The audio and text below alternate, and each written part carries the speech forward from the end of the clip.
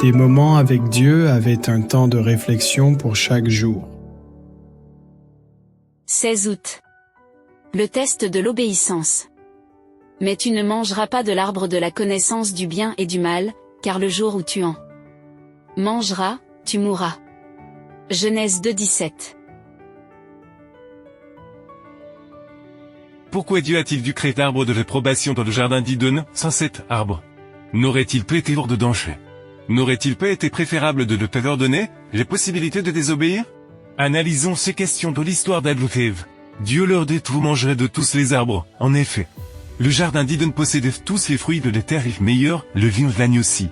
Et battait paisiblement feu.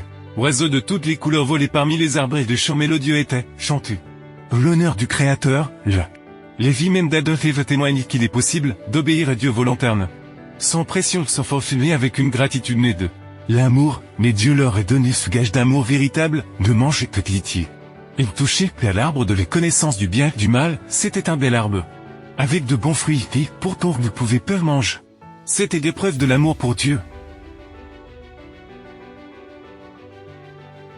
Ce n'était pas compliqué ou difficile d'obéir. Ils n'avaient pas assez faim pour être tentés de la manger. Mais il y avait la loi de Dieu, dans un seul commandement, le principe de l'amour exprimé.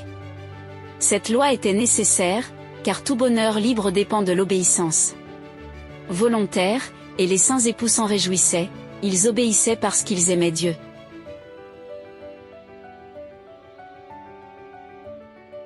Au centre du jardin, à côté de l'arbre de vie, qu'il avait le droit de manger, qui servait aussi à prolonger les vitalités, se trouvait l'arbre interdit. En effet, chaque fois qu'ils allaient vers l'arbre de vie, la loi de l'obéissance s'imposait qu'ils évitaient de manger l'autre arbre interdit. Ils obéissaient par amour parce qu'ils voulaient accomplir la loi de Dieu.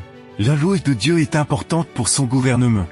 Et seule la soumission par amour apporte vrai bonheur, comme l'homme et les femmes qui choisissent d'unir leur vie dans l'amour, aiment s'abstenir des choses qui offensent l'autre parce qu'ils veulent le rendre heureux. L'obéissance par amour rend les choses agréables. Mais Dieu, pour accomplir ses desseins omniscients, souhaitait tester leur loyauté avant qu'ils puissent être considérés comme éternellement hors d'état de nuire.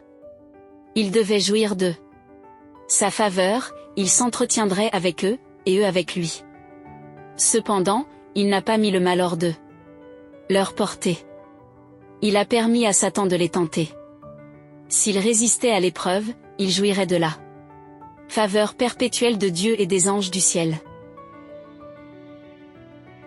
La foi est le test de l'obéissance pour Adam et Ève. Il s'agissait de ne pas manger de l'arbre interdit. Et de leur obéissance dépendait leur bonheur, aujourd'hui. Le loi est exprimé aux 10 commandements.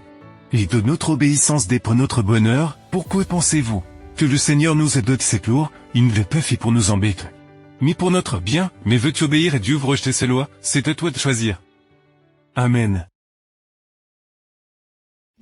Merci pour écouter cet audio. Nous vous invitons à partager avec votre. Contactez et visitez le site web. biblewell.com